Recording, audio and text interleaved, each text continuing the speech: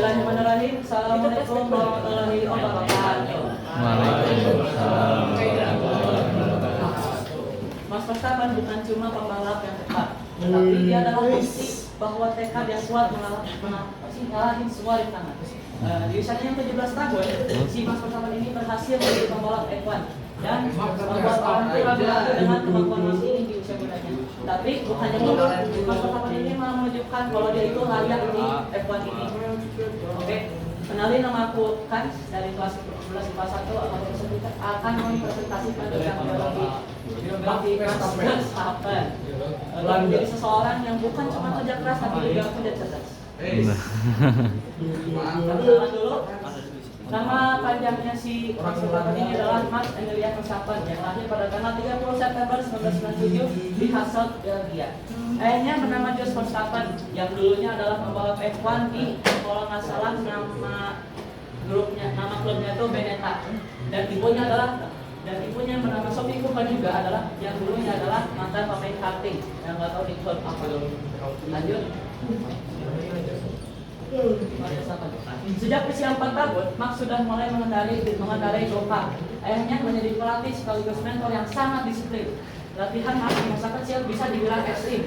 Jos ayahnya sering membawanya berkeliling Eropa untuk bertanding, dan ketika Max kalah, sang ayah tidak segan untuk memberikan teguran yang keras.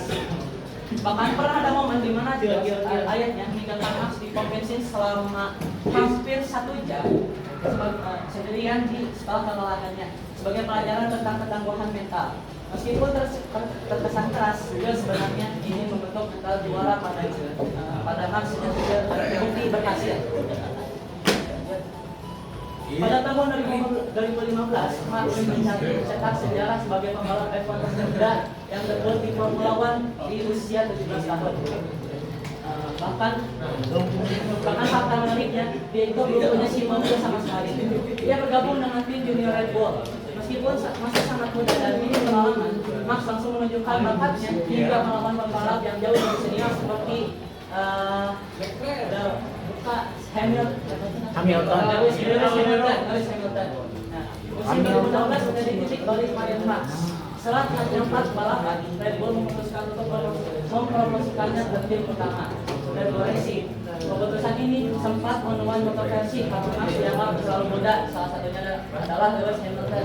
Lewis Hamilton ini awalnya tuh nggak setuju buat Max menjadi pembalap F1 karena ya itu masih muda sama belum punya SIM mobil. Namun si Max ini malah membuka kritik tersebut dengan cara yang luar biasa. Di balapan pertamanya bersama Red Bull, yaitu Grand Prix Spanyol pada tahun 2012, Max langsung meraih kemenangan dan kemenangan ini memecahkan rekor sebagai pembalap termuda yang pernah memenangkan balapan F1 di usia 18 tahun. Itu udah mulai punya ini ya, mobil. Nah, sejak saat itulah Max resmi dianggap sebagai seorang juara dunia.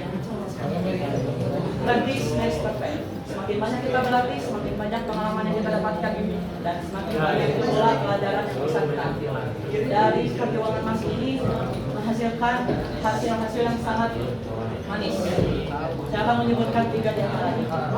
Yang pertama, juara dunia pertama pertarungan legendaris melawan Lewis Hamilton pada tahun 2021. Musim 2021 ini bisa disebut di masa kejayaannya si Lewis Hamilton yang waktu itu tuh di Mercedes.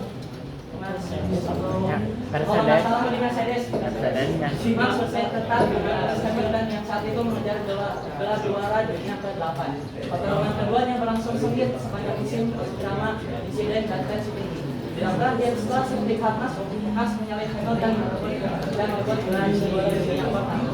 Lanjut ke keduanya, memecahkan rekor kemenangan 1 musim. Pada tahun 2022, regulasi untuk F1 berubah besar-besaran.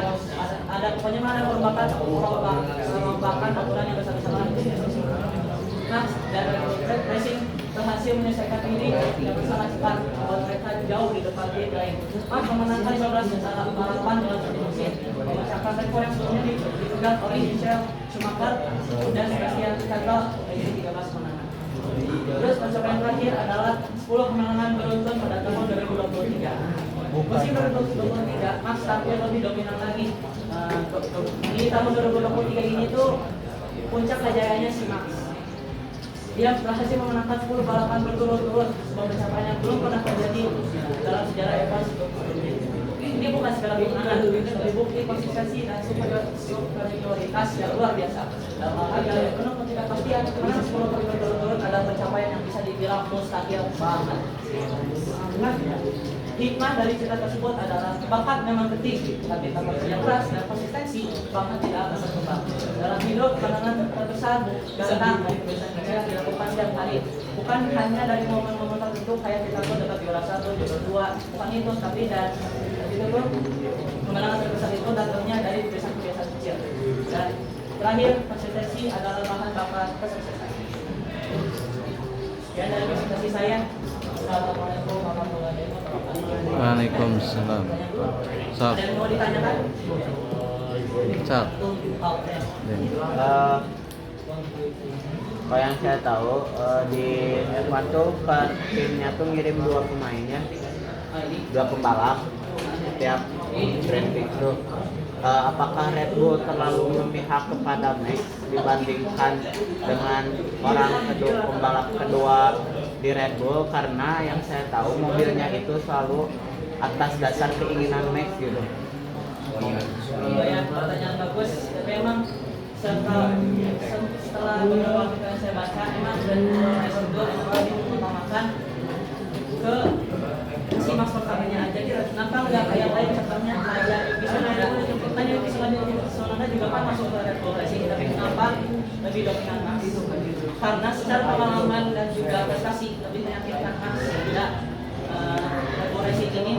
Jadinya tuh kayak all in ke Max Verstappen, ke yang lebih terjamin daripada Yuki Tsunoda yang baru main sekitar berapa tahun? 2 tahun kalau nggak salah ya. Jadi prestasinya kurang meyakinkan Yuki Tsunoda. Jadi ke Max Verstappen. Pertanyaan lagi? Boleh. Mau nanya, hari rekor sega Max Verstappen berapa dia? Oh. Atau 1, 2, 3? Oh, ada 2, 3. Jujur aja, rekor sektor belum diperdalam, jadi maaf nggak bisa menjawab pertanyaannya. Kalau full lap? Aduh, boleh udah kurang tahu. Ya udah nggak apa-apa. Sampai ada yang mau ditanyakan lagi?